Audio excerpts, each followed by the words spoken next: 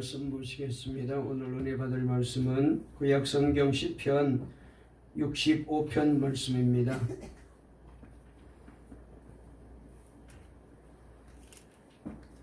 구약성경 시편 65편 1절 말씀부터 13절까지입니다. 구약성경 847페이지에 있는 말씀인데요.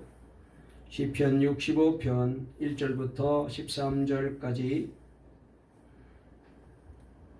제가 한 절 읽고 여러분들이 한 절 읽고 말씀을 차례로 교독하도록 하겠습니다.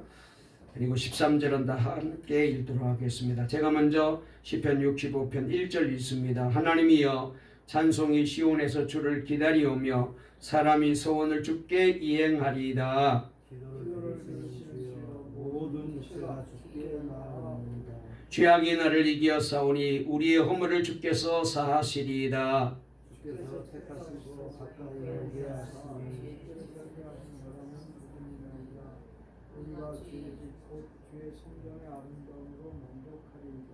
우리 구원의 하나님이시여 땅의 모든 땅의 모든 끝과 먼 바다에 있는 자가 의지할 주께서 의를 따라 의미하신 일로 우리에게 응답하시리이다.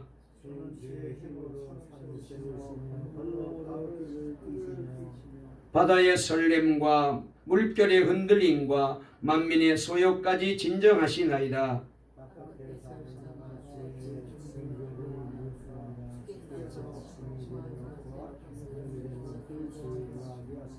땅을 돌고서 물을 대어 심히 윤택하게 하시며 하나님의 강에 물이 가득하게 하시고 이같이 땅을 예비하신 후에 그들에게 곡식을 주시나이다.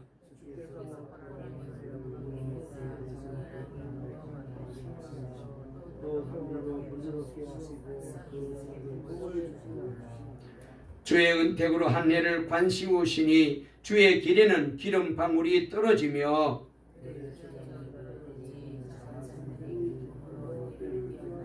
다 같이 읽습니다. 초장은 양떼로 옷 입었고 골짜기는 곡식으로 덮였음에 그들이 다 즐거이 외치고 또 노래하나이다. 아멘. 우리 앞뒤 좌우에 있는 분과 인사 나누실까요? 오늘도 주님을 만나는 복된 날이 되세요. 성탄의 주님을 만납시다. 다시 한번요. 늘 찬송하며 삽시다. 오늘 설교 제목 한번 따라해 보실까요? 마음 깊은 곳에서 하나님을 찬양하라. 오늘 이 제목으로 말씀을 전할 때에 저와 여러분 모두가 은혜 받는 시간 되었으면 좋겠습니다. 오늘 이제 예배 부르는 찬양들이 대부분 다 찬송에 관한 내용들이 많이 담겨 있는 찬양을 많이 오늘 불렀습니다. 그래서 오늘 이 찬양이 강조될 터인데 다시 한번 저와 여러분들이 이 시간 이 귀한 말씀을 통하여 주님의 음성으로 듣고 찬송이 회복되는 그런 귀한 역사가 일어나야 되겠습니다.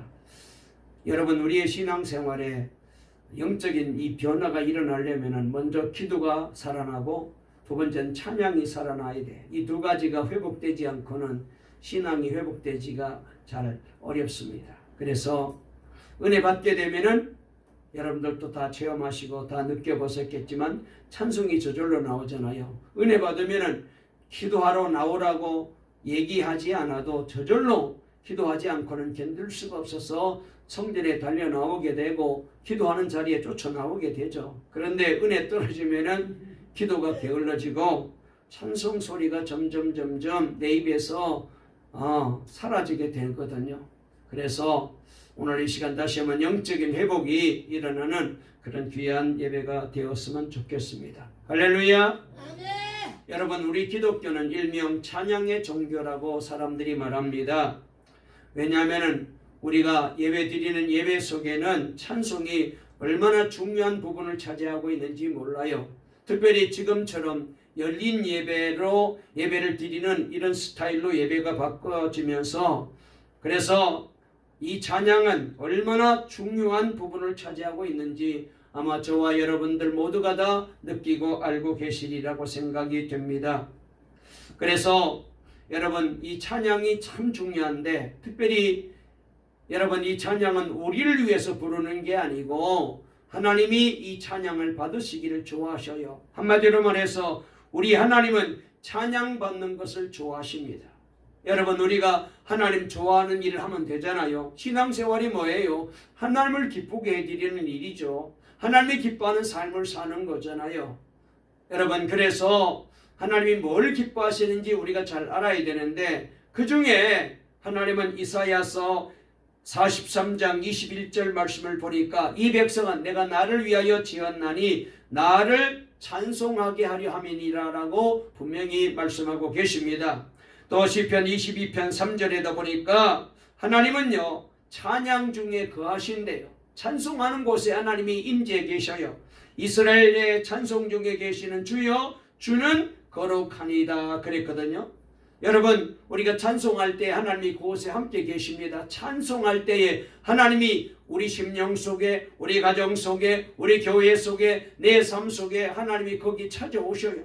그러므로 찬송이 얼마나 중요한지 다시 한번 생각을 해보게 됩니다. 특별히 장차 우리가 구원받아서 저 영원한 천국에 들어갈 터인데, 그 천국을 살짝 들여다보게 되면은 거기 성경 말씀에 보니까 하늘 보좌 앞에는 하나님을 섬기는 생물들과 장로들과 그리고 수많은 천사들의 찬양이 울려 퍼지고 있는 것을 잘 보여주고 있습니다.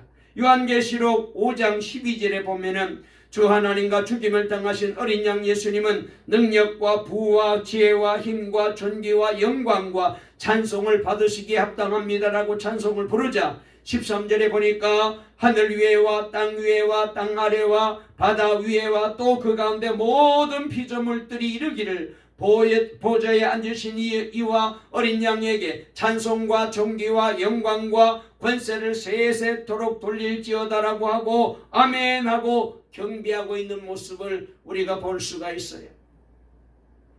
찬양은 하나님의 선하심과 인자심을 고백하며 감사하는 가장 중요한 일입니다. 그래서 시편 100편 4절에 보니까 감사함으로 그 문에 들어가며 찬송함으로 그의 궁중에 들어가서 그에게 감사하며 그 이름을 송축할지어다라고 했고요. 시편 50편 23절에도 감사와 찬양으로 제사를 드리는 자가 나를 영화롭게 하나니 그의 행위를 옳게 하는 자에게 내가 하나님의 구원을 보이리라고 분명히 약속하셨어요. 찬송하면, 감사하고 찬송하면 하나님은 그 인생 속에, 그 가정 속에, 그의 삶 속에 모든 어려운 문제, 힘들고 어려운 문제, 고난의 문제, 질병의 문제, 염려하는 문제 다 거기서 하나님이 해결해 주시고 구원해 주시겠다고 약속하셨어요. 할렐루야.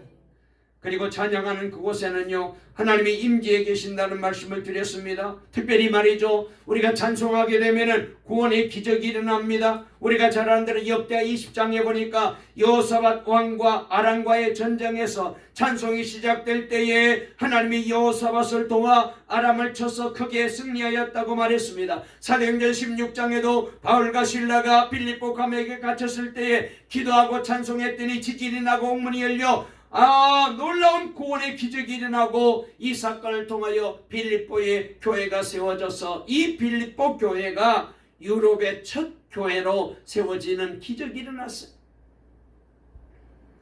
오늘 보면 시편 65편도 하나님을 찬양하는 것이 당연한 일이라고 다윗이 고백하고 있는 것을 보게 됩니다.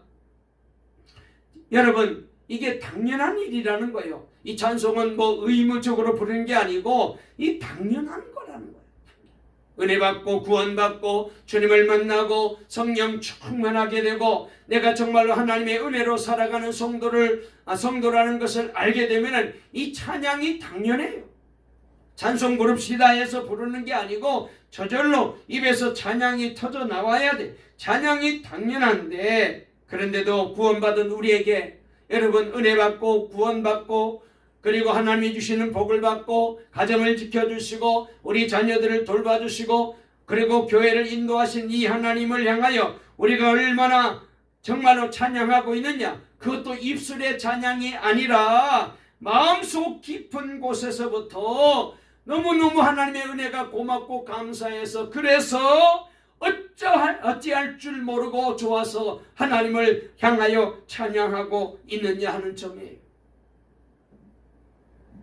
여러분, 기독교는 찬양의 종교인데 우리가 이렇게 늘 하나님께 찬양을 드리며 그렇게 하나님이 기뻐하는 삶을 살고 있느냐 하는 것입니다. 특별히 여러분, 일이 어렵고 내가 홀로 남아 잠들지 못하는 어려운 염려가 내게 밀려오고 그런 어려운 고난이 내게 닥쳐왔을 때 하나님의 은혜와 구원과 사랑과 응답하심을 기억하며 마음속 깊은 곳에서부터 하나님께 감사하고 찬양할 수 있느냐는 거예요. 평상시에는 찬양 잘하다가도 조금만 힘들면은 벌써 걱정하고 건강 걱정, 돈 걱정, 살아가는 걱정, 자꾸 걱정하고 찬양 없어요.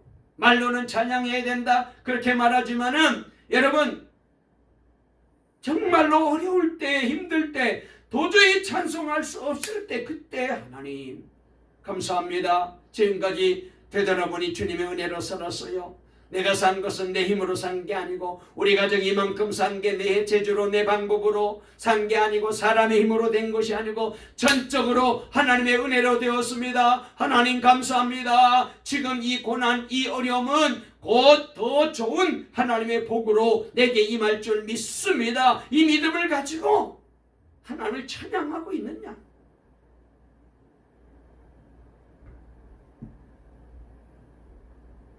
그래서 오늘 시편 65편은 뚜렷한 세 가지 주제를 우리에게 잘 말씀해 주고 계시는데요. 1절부터 4절은 주의 뜰에 가하는 복을 누리는 성도의 감사의 찬송이 소개되고 있습니다. 여러분, 오늘 여기 잘 나와 있잖아요.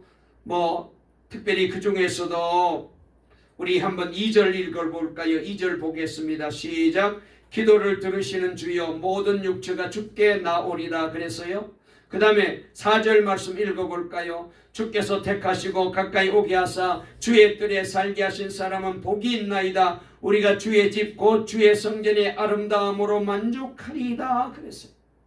주의 집에 거하는 사람, 주의 뜰에 사는 사람은 성전에 나올 수 있는 게 이게 어마어마한 복이라는 거예요. 주일날 돼서 예배 시간 돼서 그래서 나온 것이 아니라 하나님이 우리를 이끌어 주셨잖아요. 하나님이 나를 인도해 주셨잖아요. 나올 수 있는 건강도 주시고 믿음도 주셨잖아요. 주님을 사랑하는 마음을 주셨잖아요. 주의 뜰에 나오는 게 이게 보통 일이 아닙니다.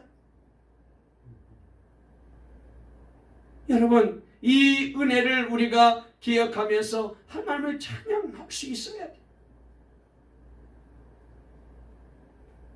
그 다음에 5절부터 8절까지는 산과 바다와 땅끝까지 충만한 여호와의 창조의 능력과 통치에 대한 감사가 나오고 있습니다. 그리고 9절부터 13절까지는 그런 땅을 다스리는 하나님의 일반 은총에 대한 감사입니다. 그래서 이 시편 65편은 감사절에 설교를 많이 하는 대목입니다. 그 뒤 말씀을 보시게 되면은 여기 주께서 밭고랑에 물을 넉넉하게 대사 그래서 이랑을 평평하게 하시고 그리고 담비로 부드럽게 하시고 싹에 복을 주셨습니다. 그래서 땅에 비를 내려서 곡식을 풍성하게 거두게 주셨습니다. 여기 말씀해 보니까 얼마나 하나님이 복을 주셨든지 주의 길에는 기름방울이 뚝뚝뚝 떨어진다는 거예요. 그렇게 하나님이 복을 주셨대요. 들의 초장에도 떨어지고 작은 산들이 기쁨으로 띠를 띄었습니다. 초장은 양떼로 옷 입었고 골짜기는 곡식으로 덮였으며 그들이 다 즐거이 외치고 또 노래합니다 라고 여기 노래하고 있는 것을 보게 됩니다. 그래서 이 시는 감사절에 많이 설교를 했던 그런 말씀인데 그래서 이 웅장하고 아름다운 감사의 내용을 우리가 이제 이 시편을 통하여 읽을 수가 있는데 그래서 이 말씀을 보게 되면은 우리가 감사하고 찬송하지 아니할 수가 없어. 여러분, 찬양은요 최고의 헌신 가운데 헌신이고요. 그리고 찬양은 최고의 믿음 가운데 최고의 믿음이에요. 성경에 호흡이 있는 자마다 여호와를 찬양할지어다라고 말했습니다. 또 147편 1절에 보니까 할렐루야 우리 하나님께 찬양함이 선함이요 찬송함이 아름답고 마땅하다 그랬어요. 저와 여러분의 삶 속에, 우리 교회 속에 뜨겁게 찬양이 울려 퍼지기를 주의 이름으로 축원합니다. 할렐루야. 우리 옆에 누가 있읍시다. 찬송이 넘치시기 바랍니다. 늘 찬송하며 삽시다. 할렐루야. 오늘 또 우리가 이제 예배 전 찬양을 불렀잖아요. 세 곡을 불렀는데 제가 오늘 찬송 부르면서 우리 장로님 표정도 보고 집사님들, 권사님들, 성도님 표정을 봤는데 너무 은혜가 되어요. 아주 정말로 찬송 소리도 크고 찬양하는 모습이 너무너무 예쁘고 하나님이 저런 모습을 좋아하시겠다 그런 마음이 들었는데, 여러분 찬송할 때 정말 너무 좋아요. 걱정이 염려가 다 떠나가고 굳었던 얼굴이 펴지게 되고, 그리고 또 찬송할 때에 하나님이 우리 인생 속에 막 새 힘을 주시고 은혜를 주시고 역사가 일어나게 만들어 주셔요. 그래서 찬송하는 사람은 하나님께서 얼마나 사랑하는지 몰라요. 자, 그러면은 찬송하면 어떤 복을 주실까요? 찬송할 때 어떤 복이 임할까요? 뭐 여기에 대해서 수도 없이 여러 가지 말씀을 드릴 수 있겠지만 오늘 잠깐 몇 가지로 정리할 터인데, 첫째로 찬송하게 되면 마음의 기쁨과 평안이 임하게 되고, 그리고 마음이 치료가 되는 기적이 일어나요. 할렐루야. 여러분 세상엔 두 가지 음악이 있다고 그러잖아요. 하나는 감각적이면서 우리의 귀를 즐겁게 해주는 그런 세상 음악이 있고, 다른 하나는 우리의 영혼의 깊은 곳까지 즐겁게 해주며 기쁨을 가져다 주는 음악입니다. 이 감각적인 음악으로 인한 즐거움은 잠시 잠깐이고 불안을 가져다 줍니다. 그러나 하나님을 만나고 예수님을 영접하고 성령 충만하고 난 다음에 부르는 이 찬송은 우리 영혼의 평안을 가져다 줘요. 혹시 여러분 중에 근심과 괴로움이 있었습니까? 삶의 여러 가지 방향을 잃어버리고 방황하는 중에 계셨습니까? 평안이 없었습니까? 여러분 오늘 이 시간 정말로 내가 세상을 살아오는 동안에 봤더니 내 목숨을 걸고 내 인생을 걸 만한 그런 삶의 가치 있는 것이 보이지 않았습니까? 그렇다면 주님 앞으로 나와서 그리고 주님을 향하여 손을 들고 찬송하십시오. 우리가 시편 거기 이제 134편 말씀에 보게 되면은 밤에 여호와의 성전에 섰는 여호와의 종들아 여호와를 송축하라, 손을 들고 여호와를 찬양하라. 그리하면 천지를 지신 여호와께서 시온에서 너에게 복을 주실지어다. 할렐루야. 이 성전에서 복 주신다는 거예요. 기적이 일어나요. 문제가 해결되고 병마가 떠나가고 염려 걱정 근심이 물러가고 할렐루야 가난이 떠나가고 여러분의 인생과 삶 속에 큰 역사가 일어나게 됩니다. 어떤 분은 목사님 난 찬송 잘 못해요. 나는 음치라서 찬송 못해요. 그거 별로 중요하지 않습니다. 우리가 이제 제일 중요한 건 하나님이 기뻐하는 찬송을 부르느냐가 중요한 거예요. 사람 듣기 위해서 우리가 찬송하는 게 아니잖아요. 하나님께 올리는 찬송.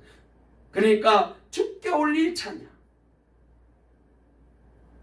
날마다 저와 여러분에게 여러분 이 찬양이 있기를 주의 이름으로 축원합니다. 이렇게 찬송하게 되면 영혼이 맑아져요. 정신이 맑아져요. 할렐루야. 우리 주은아 막 머리가 복잡하고 공부할 때 찬송해라.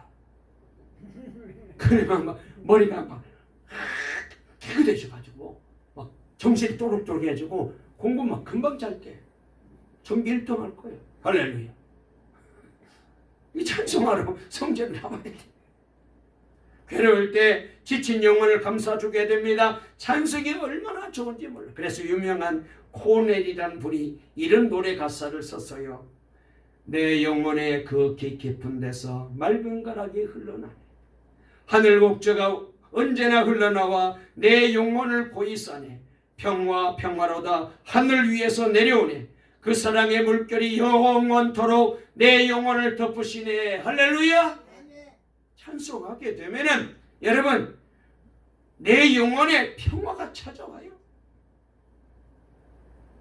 여러분 정말로 찬송을 듣고 부르고 해보십시오. 마음속에 생수의 강이 솟아날 것을 확인합니다. 하나님이 주시는 평안을 누리게 됩니다. 그래서 시편 145편에 보게 되면은 왕이신 나의 하나님이여 내가 주를 높이고 영원히 주를 송축하리이다. 내가 날마다 주를 송축하며 영영이 주의 이름을 송축하리이다. 여호와는 광대하시니 크게 찬양할 것이라. 그의 광다심을 측량치 못하리로다. 대대로 주의 행사를 크게 찬송하며 주의 능한 일을 선포하리로다. 그래서요, 찬송하면 마음의 평안이 오고 걱정 근심이 떠나가게 되고 여러분 아픈 데가 다 깨끗하게 낫게 되는 기적이 일어날 줄로 믿으시고, 이 믿음으로 늘 찬송하며 성전에 나오시고 찬송하며 밥을 지으시고 찬송하며 학교 가시고 찬송하며 직장 다니시고, 여러분 언제나 찬송이 넘치는 우리 동감교회 성도들이 다 되시기를 주의 이름으로 축원합니다. 할렐루야. 이 찬송이 너무 좋아요. 두 번째로 찬송하게 되며 생명을 구원받게 돼요. 부흥사 무디 목사님의 유명한 찬송 인도자였던 생키라는 분이 계셨는데요. 이분이 어느 날 시간을 내어서 여객선을 타고 여행을 하고 있었습니다. 신문에서 이분의 사진을 많이 봤던 사람들이 생키인 줄 알아보고 그가 만든 찬송가 가운데 유명한 선한 목자 되신 주여라는 이 찬송이 있는데 이 찬송을 좀 불러달라고 다들 박수치면서 그렇게 이제 찬송을 불러달라고 졸릅니다. 생키가 거절하지 못하고 그 찬송을 부르기를 합니다. 모든 사람이 감동하고 은혜를 받습니다. 다 찬송이 끝나자 한 사람이 이 생키 앞으로 다가왔습니다. 생키 선생님, 남북전쟁 당시 북군으로 참전한 일이 계셨습니까? 근데 그때 내가 북군으로 링컨 장군을 도와서 내가 전쟁에 참석했습니다.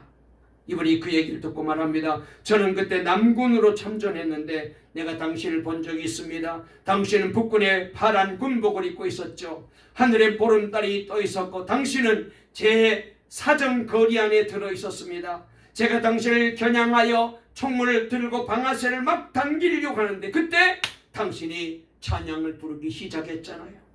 오늘 밤에 부른 바로 그 찬양이었죠. 그 찬송은 저의 어머니께서 늘 부르시던 그런 귀한 찬송이었습니다. 당신이 예수 믿는 사람이라는 것을 알게 된 저는 더 이상 당신을 향하여 총을 쏠 수가 없었습니다. 생키는 이분의 얘기를 듣고 이분을 꼭 껴안은 채 하나님이 자기를 살려주시고 돌보시는 것을 감사하고 찬양하게 되었답니다. 여러분, 우리가 부르는 찬양에는 이런 능력이 있어요. 전쟁 때에 불렀던 생키의 찬양이 결국 자신의 생명을 구원할 수 있었던 것입니다. 여러분, 우리도 날마다 찬양하십시오. 하나님이 저와 여러분을 구원하시고 가정을 구원하시고 가족을 구원하시고 내 인생을 구원하시고 질병에서 구원하시고 여러분 삶의 어려움에서 구원해 주실 줄로 믿습니다. 그래서 시편 21편에 여호와여 주의 능력으로 높임을 받으소서 우리가 주의 권능을 노래하고 찬송하겠나이다 그랬습니다. 뿐만 아닙니다. 세 번째로 찬송은 전쟁에서 승리하게 만들어요. 우리가 잘 아는 역대하 20장 말씀을 보게 되면 이런 말씀이 있습니다. 백성으로 더불어 운운하고 노래하는 자를 택하여 거룩한 예복을 입히고 군대 앞에서 행하며 여호와를 찬송하여 이르기를 여호와께 감사하세 그 자비하심이 영원하도다 하게 하였더니 그 노래와 찬양이 시작될 때에 여호와께서 복병을 두어 유다를 치러 온 암몬 자손과 모압과 세일 사람을 치게 하심으로 저희가 패하였으니 곧 암몬과 모압 자손이 일어나 세일산 거민을 쳐서 진멸하고 세일 거민을 멸한 후에는 저희가 피차 사륙하였더라 그래서 이 말씀 우리가 잘 아는 말씀이잖아요. 세 나라가 연합해서 유다 나라를 쳐들어왔어. 이때 여호사밧이 유다 임금이었는데 세 나라가 힘을 모아서 쳐들어왔으니 감당할 만한 힘이 유다 나라에는 없었습니다. 그래서 이 여호사밧 왕은 그 천전 포고를 이제 들고는 성전으로 달려가서 하나님 앞에 기도합니다. 그리고는 하나님께 기도가 난 다음에 성가대를 조직하여서 하나님을 찬송하기 시작합니다. 그랬더니 찬송이 시작될 때 이 적진 안에 이 세 나라가 갈등이 생기기 시작하여서 그래서 여기 말씀에 잘 나와 있는 대로 암몬과 모압 자손들이 일어나서 세일산 사람들을 치고 나중에는 서로 싸워서 유다 백성들은 칼 한 번 안 쓰고 활 한 번 안 쓰고 저들이 질이 다 망하는 큰 승리를 하나님이 저들에게 보여주신 거예요. 할렐루야! 찬송하면 하나님이 역사하시는 거예요. 네 번째로 찬송하게 되면 마음이 즐거워지고 건강과 활력을 주게 됩니다. 유명한 루카스라는 아주 훌륭한 목사님이 계신 이분은 나이가 90이 넘도록 아주 활기차게 목회를 했는데, 그래서 어떤 사람이 그 비결이 뭐냐고 물어봤더니 이분이 이렇게 말합니다. 주님께서 내게 이토록 좋은 건강을 허락하시는 이유는 내가 주님을 항상 찬양하기 때문입니다. 진실로 주님을 찬송하는 것이 내가 주님으로부터 이렇게 풍성한 복을 누릴 수 있는 비결입니다. 아멘. 찬송하면 끝까지 건강하게 복된 인생을 살아갈 수 있도록 하나님이 도와주십니다.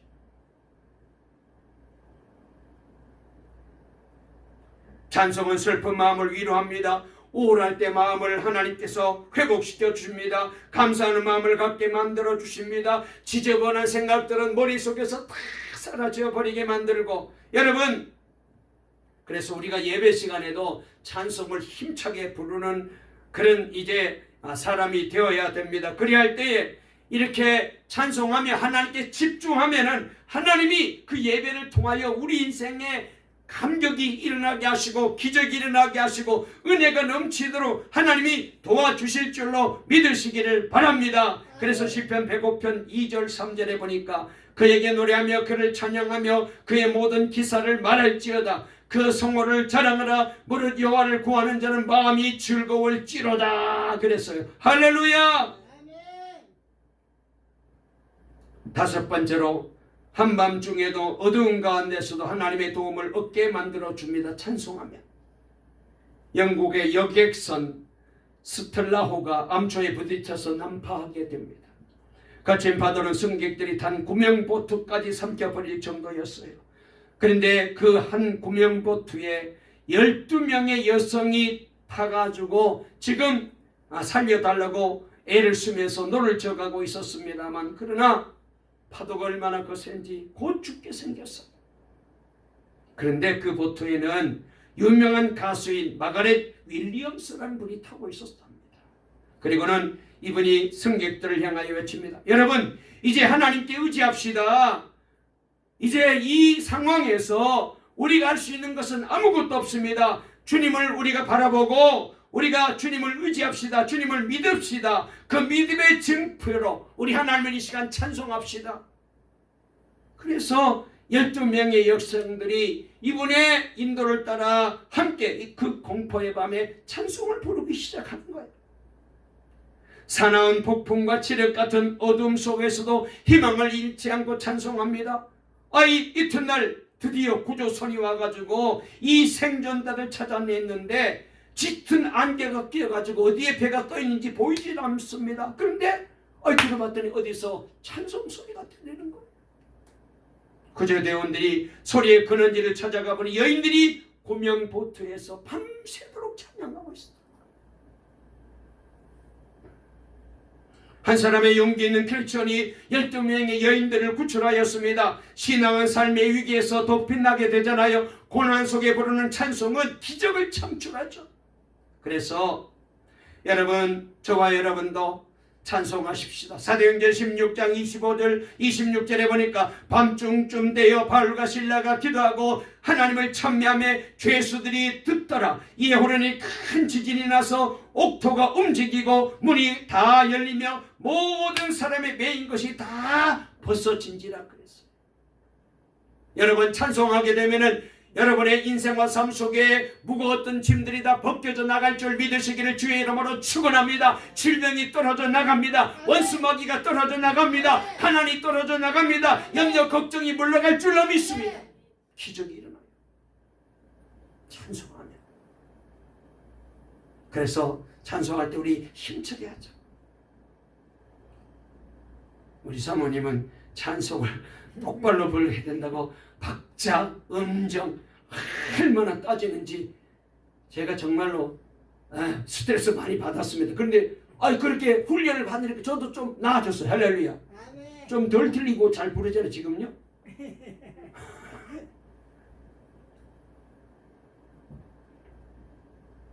여섯 번째로 찬송은 희망을 가져다 줍니다.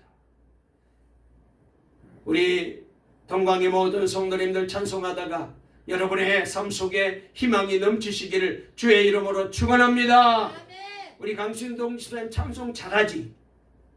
학생들 말 안 듣잖아. 뺀죽거리고 선생님 말 치지도 안 들어 요사이는. 그럴 때 막 야단치지 말고 찬송해. 아이들아, 얘들아 내가 찬송 한번 할게.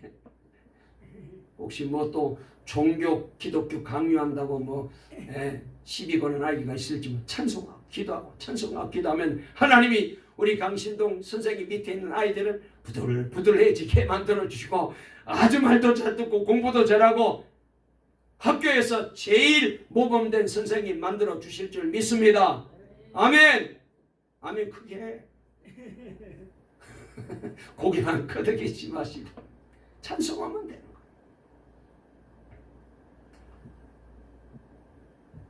한때 음악가가 되려는 희망을 포기하려고 했던 베르디의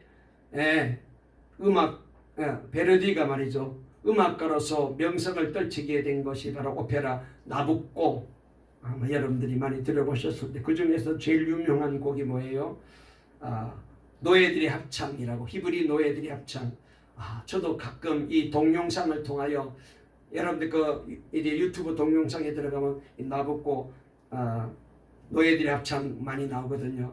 들으면 너무너무 감동돼요. 너무너무 은혜가 돼요. 거기 가사가 뭐냐면은 날아라 생각이여 금빛 날개를 달고 비탈과 언덕에서 날개를 접어라. 그것은 부드럽고 온화한 공기, 조국의 공기가 향긋한 곳. 맞이하라 요르단 강둑과 무너진 탑. 오 내 조국 빼앗긴 내 조국. 그런 가사이죠. 이분이 말이죠.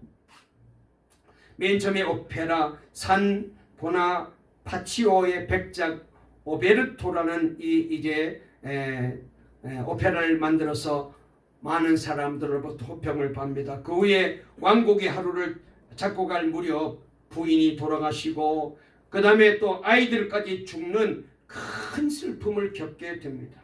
이때 베르디가 낙담을 했어요. 아내가 떠나죠. 자식들이 죽죠. 내가 뭐 이렇게 해가지고 무슨 의미가 있나 두문불출하고 있었습니다. 이때 이 모습을 보고 라 스칼라 극장의 주인 메릴이라는 사람이 이 재능 있는 이 오페라 작곡가 음악가를 그냥 내버려 둘 수 없다. 시리에 빠져있는 그에게 작곡의 의욕이 쏟을 만한 대본을 하나 구했어요. 메릴리는 나부코의 대본을 마련해서 베르디 책상 위에다가 슬그머니 두고 나왔답니다. 어느 날 베르디는 낯선 대본을 자기 책상 위에서 발견하게 되고 펼쳐봤더니 눈에 번쩍 띄는 구절이 발견된 거예요. 전체 내용은 구약 성경 열왕기 하에 나와 있는 성경 말씀을 주제로 근거로 해서 바벨론의 느부갓네살 왕에게 잡혀간 유대인들이 핍박 속에서도 좌절하지 않고 꿋꿋하게 살아가는 그런 이야기거든요. 그리고 70년 포로 생활이 끝나고 저들이 다시 조국 땅 예루살렘으로 돌아올 때 불렀던 그 놀라운 찬양을 기억하면서 그래서 이 오페라를 만들었는데 조국을 그리며 자유를 구가하는 가사에 빠져들어 자신도 모르는 사이에 멜로디가 붙여가지고 이 유명한 이 나부꼬라는 오페라가 만들어지게 되었습니다.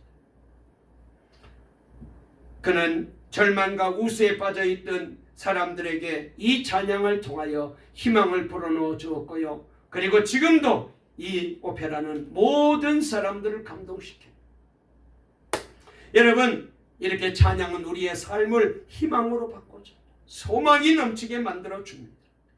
시간이 많이 갔기 때문에 제가 한 1분만 더 얼른 말씀을 드릴게요. 찬양하게 되면 고난을 이기는 힘을 하나님께서 허락해 주십니다. 여러분, 우리가 살다 보면 정말로 앞길이 캄캄할 때가 있잖아요. 그때 찬송하게 되면은 우리 주님께서 은혜 주셔요. 그래서 베드로전서 1장 3절에 보니까 찬송하리로다 우리 주 예수 그리스도의 아버지 하나님이 그 많으신 긍휼대로 예수 그리스도의 죽은 자 가운데서 부활하심으로 말미암아 우리를 거듭나게 하사 산 소망이 있게 하셨다. 이렇게 노래하고 있습니다. 그리고 여섯 번째로 여덟 번째로 찬송하고 여러분 또 회개하게 되면은 하나님께서 우리 인생과 삶 속에 큰 은혜 주시고 우리 영혼을 맑게 만들어 주십니다. 그 다음에 아홉 번째로 찬송하게 되면 두려움이 사라져요. 열 번째 찬송하게 되면 영영이 부끄러움을 당치 않도록 하나님께서 우리 인생과 삶을 도와주시고 인도해 주십니다. 말씀을 마치려고 합니다. 사랑하는 성도 여러분, 찬송은 믿음을 나타내는 언어이고 찬송은 믿음으로 성공의 길을 지름길을 걸어가는 그런 귀한 축복의 역사가 있습니다. 내 영혼 깊은 곳에서 찬송이 터져 나오면 그때부터 기적이 일어나고 그때부터 영이 살아나요. 마귀가 물러가게 되고 질병이 떠나가게 되고 염려와 걱정과 근심이 변하여 복이 되게 만들어 주실 줄로 믿습니다. 병들었을 때에 주님을 찬양하십시오. 그리할 때에 하나님께서 여러분의 인생과 삶 속에 기적이 일어나게 해주십니다. 시편 33편 1절에 너희 의인들아 여호와를 즐거워하라. 찬송은 정직한 자의 마땅히 할 바로다. 다시 한번 우리 교회와 성도들의 삶 속에 찬양이 회복되고, 그래서 정말로 이 오후 찬양 예배 드릴 때도 찬송 부를 때 너무너무 좋고 기쁘고, 그리고 날마다 찬송하고 찬송 들으면서 하루하루를 살아가십시오. 그리하면 하나님이 여러분의 인생과 삶 속에 제가 말씀드린 이보다도 더 놀라운 기적과 축복이 넘치게 일어나게 만들어 주실 줄 믿으시기를 주의 이름으로 축원합니다. 축원합니다. 살아계신 하나님 감사합니다. 마음 깊은 곳에서부터 하나님을 찬양하는 우리 교회와 성도들 다 되게 도와주시옵소서. 예수님의 이름으로 기도 올리옵나이다. 아멘. 다 같이 찬송